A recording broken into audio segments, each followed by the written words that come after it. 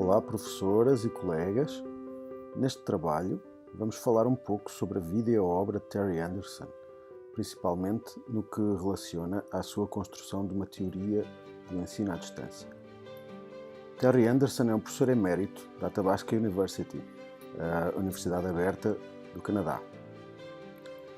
É diretor da Canadian Initiative for Distance Education Research, editor da International Review of Research in Open and Distributed Learning, uma das principais revistas de publicação científica da educação à distância, e é membro da Comissão Externa de Acompanhamento do Laboratório de Educação à Distância e Learning da Universidade Aberta. A trajetória profissional de Anderson foi inteiramente dedicada à causa de melhorar o ensino e a aprendizagem.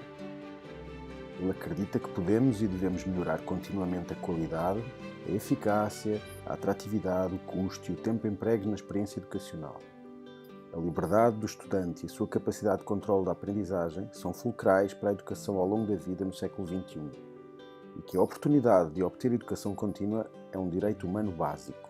Os seus interesses de investigação centraram-se na exploração das potencialidades da tecnologia para melhorar o ensino. Mas ele tem o cuidado de não se curvar a uma prática tecnocêntrica. Para Anderson, a educação à distância de qualidade tem de procurar sempre um equilíbrio entre pedagogia e tecnologia, entrelaçadas como numa dança. A tecnologia marca o ritmo e cria a música, e a pedagogia define os movimentos. Ao virar do século, na Universidade de Alberta, onde integrava um grupo de pesquisa, Garrison, Anderson e Archer lançaram os primeiros pilares da teoria, quando publicaram as suas investigações sobre a comunidade de investigação. Esta forma um modelo que pode funcionar como ferramenta ou guia estrutural para os educadores planearem, desenvolverem e avaliarem as atividades educacionais mediadas por computadores. Este modelo baseia-se no paradigma construtivista, que coloca o estudante e a aprendizagem no centro da experiência pedagógica. Para a construção do novo conhecimento, os elementos da comunidade têm de atuar e interagir no AVA mediante as suas presenças sociais, cognitivas e de ensino. A presença social é fundamental para a aprendizagem online e para o sucesso da experiência educacional, pois permite aos estudantes e professores a criação de relações e promove a troca de pensamentos no ambiente virtual de aprendizagem. A presença cognitiva é definida como a amplitude da capacidade de construção de raciocínios pelos participantes da comunidade, através da comunicação continuada e reiterada, e é um elemento vital do pensamento crítico. A presença de ensino é o elemento agregador da experiência do ambiente de aprendizagem. A primeira função dela é o design da experiência educacional. A segunda função da presença de ensino é a facilitação, definida como a responsabilidade da condução das atividades, que pode ser partilhada pelo professor com alguns ou todos os outros participantes. A ideia mais crítica desta presença é que os professores têm de criar um ambiente conducente à colaboração e ao desafio intelectual, e isso só pode acontecer se estabelecerem uma presença de ensino sólida. A combinação das presenças social e cognitiva suportam e promovem o diálogo e o raciocínio entre os estudantes. O que distingue a aprendizagem online de paradigmas anteriores da educação à distância é justamente esta capacidade de criar comunidades críticas de investigação. A cada um dos três elementos nucleares da comunidade de investigação podem ser atribuídos indicadores específicos que foram colhidos diretamente das comunicações assíncronas decorrentes das atividades do ambiente de aprendizagem que foi analisado. Estes indicadores funcionam como unidades de análise, uma ferramenta estrutural de avaliação da qualidade e relevância da experiência educacional. A aplicação preliminar dos indicadores de cada categoria deste modelo revela que ele é um método útil para identificar, avaliar e promover as presenças cognitiva, social e de ensino. Além disso, estes indicadores são suficientemente simples e transversais, o que lhes confere o potencial de ampla utilização e replicação, validando e permitindo a construção de dados científicos úteis para educadores e investigadores através deste modelo. Na sequência da definição das principais presenças, os autores dedicaram-se em seguida a investigar concretamente cada uma delas e a forma como eram desenvolvidas e como impactavam a experiência educativa. O efeito prático mais imediato da investigação aprofundada da presença cognitiva foi o desenvolvimento de uma segunda comunidade conceptual de investigação prática. Os autores consideram que a presença cognitiva é um elemento fulcral e é o mais representativo do processo de aprendizagem. A responsabilidade do professor é julgar e avaliar a qualidade do pensamento crítico, como resultado num contexto educativo específico. Este contexto é apresentado como ponto de partida para a criação de um modelo de investigação prática e é posteriormente operacionalizado pelos autores para o desenvolvimento de uma ferramenta de avaliação, pela sua capacidade de refletir a prática educativa. Este modelo demonstra as 4 fases do processo cognitivo, que caracteriza a experiência dos estudantes durante o processo de aprendizagem. Na primeira fase, evocativa ou indutiva, ocorre um evento desencadeador que estimula o estudante a explorar o problema. A segunda fase, inquiridor ou divergente, ocorre quando o estudante começa a virar-se para si próprio, reflete e investiga o problema. Quando os estudantes têm uma melhor compreensão, transitam para a terceira fase, de ensaio ou convergente, que é a fase onde se mostram mais confortáveis e dispostos a criar soluções provisórias, enquanto discutem com os outros estudantes no ambiente de aprendizagem. Finalmente, na quarta fase, de decisão ou dedutiva, o estudante atravessou com sucesso o processo cognitivo e pode agora começar a rever, avaliar e testar de forma crítica as conclusões alcançadas. Em artigos publicados posteriormente, já foram descritos e detalhados os métodos de medição dos 3 elementos da comunidade de investigação. Desde a sua publicação, este modelo tem sido citado milhares de vezes, adotado e adaptado por centenas de investigadores em educação em todo o mundo. Os artigos originais e muito do trabalho subsequente estão reunidos no sítio mantido por Randy Garrison. A comunidade de investigação já foi validada por diversos estudos e, embora ainda seja necessário validá-la em populações e disciplinas mais diversificadas, o modelo tem-se demonstrado robusto. Os investigadores da Universidade de Athabasca também mantêm um portal no site da universidade que reúne muita informação interessante sobre o modelo. As gerações de ensino à distância. A EAD, como todos os desenvolvimentos técnico-sociais, constitui-se historicamente nos padrões de pensamento e comportamento das pessoas que desenvolveram, testaram e implementaram cada sistema ao longo do tempo. Por isso, cada sistema de EAD detém uma visão do mundo que define as raízes epistemológicas, modelos de desenvolvimento e as tecnologias empregues. A EAD já foi objeto de várias classificações de cariz tecnologicamente determinístico, baseado nas tecnologias predominantes em cada geração. A primeira geração ocorreu através da correspondência postal. A segunda geração foi definida pela produção de mass media através de rádio, da televisão e do cinema. A terceira geração introduziu tecnologias interativas, primeiro o áudio, em seguida o texto e depois o vídeo. Posteriormente, a teleconferência web e tecnologias imersivas. A análise das pedagogias de EAD à luz da comunidade de investigação é uma tipologia simples para mapear as pedagogias de EAD em 3 gerações distintas. Como estas surgiram em eras diferentes e por ordem cronológica, são rotuladas da primeira até à terceira geração. Mas tal como nas gerações de tecnologia, nenhuma destas gerações de pedagogias desapareceu. As 3 devem ser usadas eficazmente para cobrir todo o espectro de necessidades de aprendizagem do estudante do século XXI. A primeira geração da pedagogia é a geração da pedagogia cognitiva ou behaviorista. Foi a principal pedagogia da segunda metade do século XX. O foco estava no indivíduo e na necessidade de medir comportamentos e não tanto as atitudes ou as suas capacidades.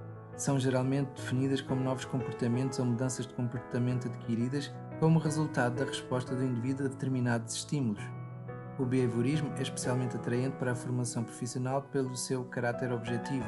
Estas teorias proporcionam modelos de aprendizagem diretamente transponíveis e aplicados em modelos de ensino. Por isso, elas são muito replicadas em projetos de larga escala. Os principais teóricos foram o Watson, o Tondenick e o Skinner, também muito famoso pela sua máquina de aprendizagem. Esta pedagogia, como qualquer outra, apresenta as suas forças e as suas fraquezas. Temos como principais fraquezas a fraca presença social e também não lida com a riqueza e a complexidade dos seres humanos. As forças são a sua escalabilidade, o seu baixo custo, é um modelo apropriado quando os objetivos da aprendizagem são muito claros, capta a atenção do aluno e estimula o conhecimento prévio, dá feedbacks permanentes e apresenta um conteúdo estruturado e estimulante. A segunda geração é a geração da pedagogia socioconstrutivista, ou também chamada de pedagogia do grupo. Suporta-se no construtivismo de Vygotsky e de Dewey e reconhece a natureza social do conhecimento e a sua criação na mente dos indivíduos. Esta pedagogia surgiu em paralelo com o desenvolvimento das tecnologias de comunicação bidirecionais. Cada estudante constrói o seu conhecimento por um contexto social e contempla múltiplas perspectivas da consciência e do que é socialmente validado. A aprendizagem está localizada em contextos e relacionamentos e não apenas nas mentes dos indivíduos. O professor torna-se um guia, mais do que um instrutor, mas assume o papel crítico de moldar as atividades da aprendizagem e projetar a estrutura em que estas ocorrem. Esta geração da pedagogia tem algumas fraquezas. Por exemplo, é um modelo bem mais dispendioso, ele não é escalável, tem restrições de acesso geográfico e temporal e depende muito da presença do professor. Além disso, não é um modelo disruptivo relativamente ao modelo tradicional de educação. Esta segunda geração apresenta também muitas vantagens relativamente à geração anterior. Ela faz uso de dois tipos de comunicação que não existiam na geração anterior, por exemplo, a comunicação síncrona e assíncrona, permitindo uma aprendizagem bem mais rica, e também as interações entre estudantes e entre estudante-professor bem mais interessante e bem mais flexível que a modalidade anterior. É uma pedagogia muito mais motivadora, é alicerçada na dinâmica do grupo e recebe múltiplos pontos de vista. O conhecimento é construído pela diversidade desses pontos de vista e por isso muito rica em feedback. E a terceira e última geração da pedagogia é a pedagogia conectivista, ou pedagogia da rede. Esta pedagogia foi definida por George Siemens e Stephen Downes. Esta pedagogia de Siemens se define como uma pedagogia adaptada aos dias de hoje, onde a informação é abundante e o papel do aluno não é memorizar ou compreender tudo, mas sim ter a capacidade de encontrar e aplicar o conhecimento. Por isso, é uma pedagogia que não está preocupada no processo de aprendizagem, mas na utilidade dessa aprendizagem. Desta forma, a aprendizagem é o processo de construir redes de informação, contactos e recursos que são aplicados a problemas reais. Foi pela pedagogia conectivista que tiveram origem os primeiros MOOCs. Embora esta pedagogia conectivista seja relativamente disruptiva, a sua eficácia não está comprovada. Ela depende da presença forte de líderes carismáticos, em substituição aos professores ou de professores muito carismáticos, exige uma grande autonomia dos alunos porque ela funciona num ambiente 100% web. Como a internet é um ambiente de relativa complexidade, para alguns alunos esta falta de estrutura pode criar alguns problemas. O papel do professor não é inteiramente definido, ele funciona como um parceiro de viagem na busca do conhecimento, que está disperso e pode aparecer de múltiplas formas. Resumindo as três gerações da pedagogia do EAD, temos na coluna do lado esquerdo a primeira geração, cognitivo ou behaviorista, o construtivismo e o conectivismo, e nas restantes colunas nós temos as principais características no que se refere à tecnologia, às atividades de aprendizagem, à granularidade do grupo de estudantes, se é individual, se é em grupo ou se é de uma rede, a granularidade do conteúdo, se é um conteúdo que foi desenhado para um determinado curso, se é um conteúdo que vai sendo organizado em conjunto com o professor e com o estudante, ou se é um conteúdo que, de acordo com os objetivos do estudante, vai sendo criado à medida que o curso se vai desenrolando. Na coluna da avaliação nós temos três tipos distintos de avaliação. A primeira geração faz uso de uma avaliação mais objetiva, a segunda faz um misto entre ensaios e resumos, e a terceira geração avalia pela criação de artefactos. A pedagogia conectivista faz muito uso da filosofia Web 2.0. A avaliação está muito dependente da criação de novo conteúdo para poder ser usado e remisturado por outros estudantes ou por outros usuários da internet. Relativamente ao papel do professor, na primeira geração ele é o criador do conteúdo e ele é quem detém o conhecimento. Na segunda geração, construtivista, ele é o líder da discussão, ele é um guia para o estudante. E na terceira geração, ele viaja junto com o aluno na descoberta do conhecimento. E por fim, na última coluna, temos a escalabilidade de cada pedagogia. A primeira geração é altamente escalável, a segunda não é escalável e a terceira geração é mais ou menos escalável. Não tanto quanto a primeira, mas bem mais do que a segunda. A forma como cada geração de pedagogia é escalável está ligada diretamente ao seu custo. Pedagogias mais escaláveis tornam-se mais baratas, pedagogias menos escaláveis tornam-se mais dispendiosas. Tentando estabelecer uma relação entre as três gerações de pedagogia e a dimensão social do estudante, podemos verificar que há uma correspondência direta entre a primeira geração e o ensino individualizado, a segunda geração construtivista está ligada ao ensino em grupo e a terceira geração está ligada ao ensino em rede. Neste aspecto, são gerações completamente distintas e que abordam a dimensão social de forma completamente diferente. As três presenças da comunidade de investigação construíram-se com base na análise de comunicações do ambiente virtual de aprendizagem e, por isso, estão intimamente ligadas a outra reflexão igualmente importante de Garrison e Anderson, que levou ao aprofundamento das interações que ocorrem na educação à distância. Moore descreveu três formas de interação no ensino à distância: interação entre estudantes e professores e interação de estudantes com conteúdo. Hillman, Willis e Gunawardena descreveram um tipo de interação que eles chamavam de interação aluno-interface, que definiram como o processo de manipular ferramentas para realizar uma tarefa. Sutton postulou outra forma de interação, conhecida como interação vicária. Esta ocorre quando o estudante processa ativamente os lados de uma interação direta entre dois outros alunos ou entre outro aluno e o professor. A interação vicária é uma variação em todas as formas de interação e não é realmente uma forma distinta, na medida em que necessariamente ocorre em combinação com outras formas de interação.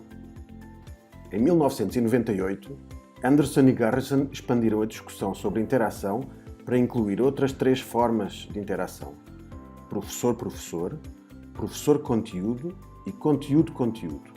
Estas interações são suportadas por reflexões de Dewey, que afirma que a educação ocorre dentro de um contexto social, e de Burnham e Walden, que se refere a interações desse tipo como interações aluno-ambiente.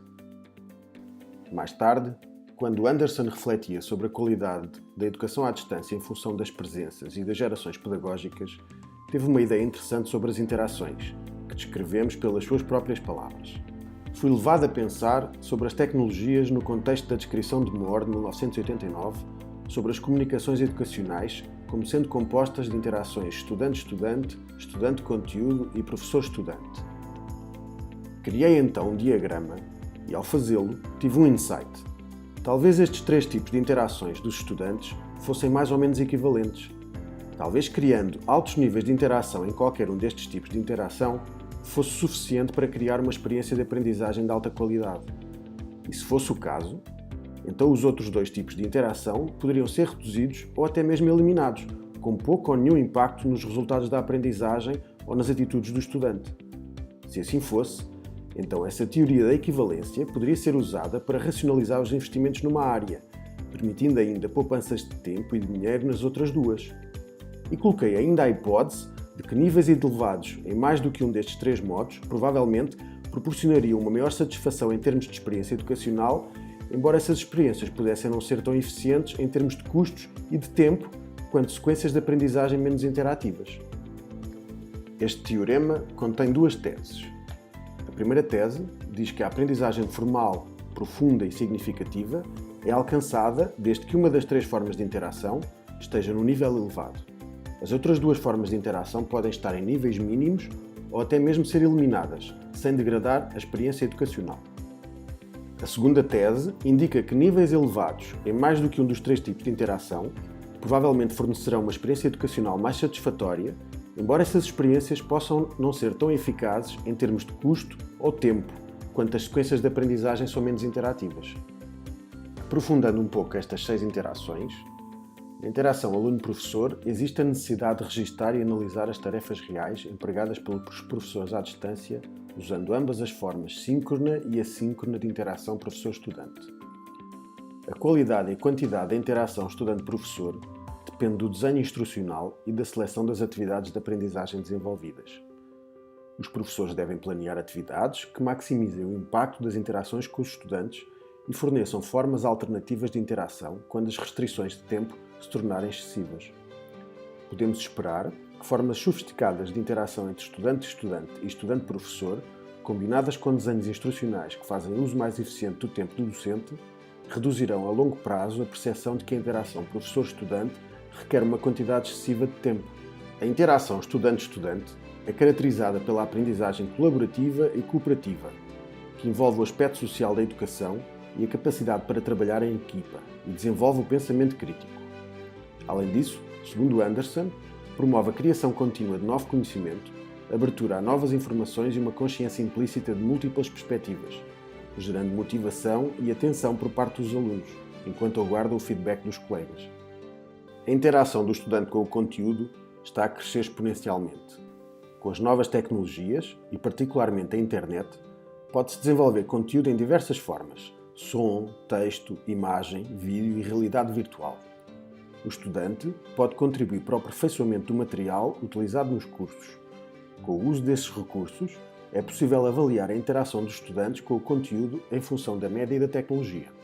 A tendência atual é que os sistemas para produção de conteúdo se tornem cada vez mais amigáveis, diminuindo o tempo e o esforço para o trabalho de produção dos professores. Com isso, os professores terão um papel fundamental na criação dos objetos de aprendizagem que se tornarão agentes autónomos capazes de ajudar na interação do aluno com o conteúdo.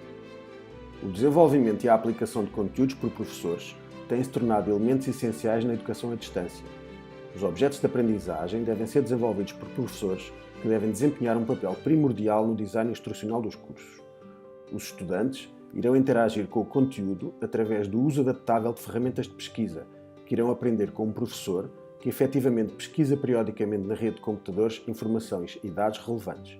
As redes de comunicação têm possibilitado oportunidades sem precedentes de interação entre professores, que encontram nos colegas fontes de apoio e insights pedagógicos.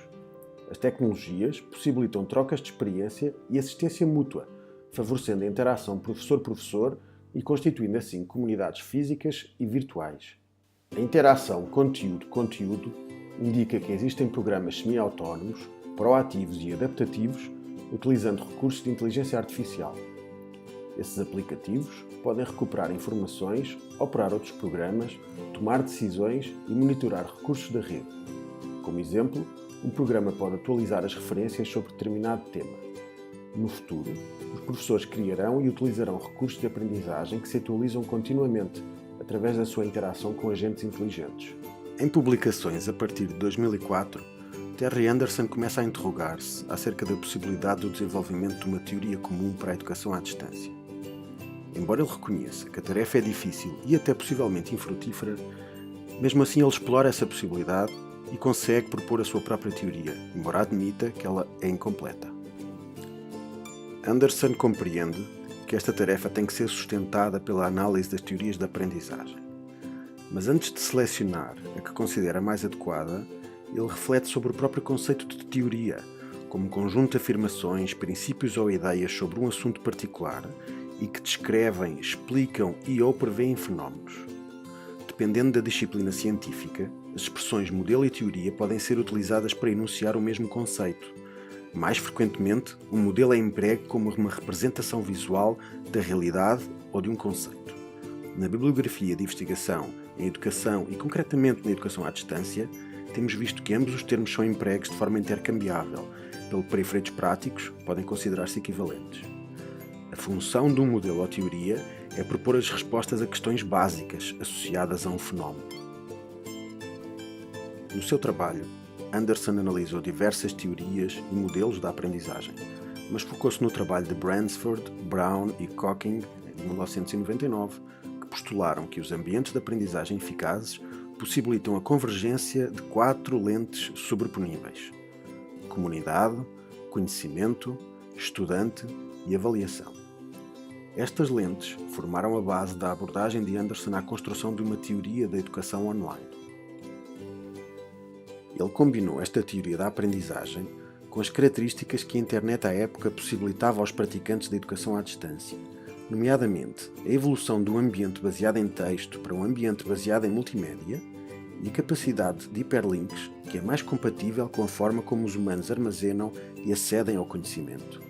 Temos que notar que naquela época estávamos no início da web semântica.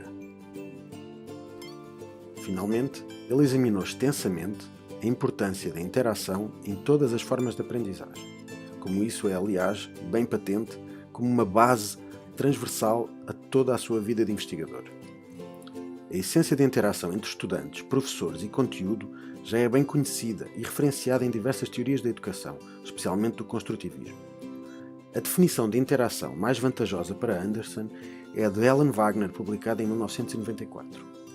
Ela define-a como eventos recíprocos que requerem pelo menos dois objetos e duas ações. As interações ocorrem quando estes objetos e eventos se influenciam mutuamente. Esta definição tem a importante particularidade de não requerer que os objetos que interagem sejam humanos, e foi a que permitiu a compreensão das interações com e dos conteúdos educacionais. As 3 interações de Moore foram posteriormente desenvolvidas e expandidas por Anderson em 2003, dando origem às 6 interações que incluem o conteúdo. Durante a sua construção da teoria comum da educação à distância, Anderson concluiu que as interações são componentes críticos desta teoria e que têm que estar bem explicitadas na sua base. Reunindo estes 3 elementos críticos, as lentes de Bransford, as capacidades da internet e a interação, ao modelo da comunidade de investigação previamente desenvolvido, foi construído um novo modelo que integra as relações entre estudantes, conhecimento, conteúdo, interface e professores. O novo modelo tem o conhecimento, o conteúdo ou a interface como interseção das relações entre os intervenientes, nomeadamente os estudantes e os professores. As relações entre os intervenientes e o conteúdo estão dispostas em 2 vetores extremos de interação: os modos de comunicação, síncrona ou assíncrona, e os modos de suporte social de cada tipo de atividade de aprendizagem desenvolvida no ABA. As interações estão também estruturadas em 4 quadrantes: a comunidade de investigação, os recursos estruturados de aprendizagem, o estudo independente ou o estudo colaborativo. A distinção entre modelos comunitários colaborativos e modelos individuais de aprendizagem autogerida é um elemento muito importante deste modelo, pois assinala a incompatibilidade entre ambos. Os modelos colaborativos não são facilmente escaláveis devido à interação extensa entre professores e estudantes. Por outro lado, os modelos autogeridos são desenhados para estudo independente e autónomo, com níveis de interação muito reduzidos. A distinção entre modelos comunitários colaborativos e modelos individuais de aprendizagem autogerida é um elemento muito importante deste modelo, pois assinala a incompatibilidade entre ambos. Os modelos colaborativos não são facilmente escaláveis devido à interação extensa entre professores e estudantes. Por outro lado, os modelos autogeridos são desenhados para estudo independente e autónomo, com níveis de interação muito reduzidos. Tendo em conta o potencial da internet para a distribuição de educação, este modelo ou teoria pode agrupar e subordinar todos os outros modos de educação, com exceção da rica interação cara a cara das salas de aula formais. Este é o dilema de Anderson, na sua tentativa de desenvolver uma teoria comum da educação online, porque ele não se pode aplicar às atividades presenciais, tanto em modelos tradicionais como em modelos blended. E isto pode ser problemático para os que veem a educação online apenas como um ramo subalterno da educação em geral. Mesmo assim, este modelo de Anderson tem sido citado, analisado e adaptado a outros modelos e teorias do e-learning mais abrangentes, o que demonstra a sua utilidade e valor conceitual mesmo nos dias de hoje.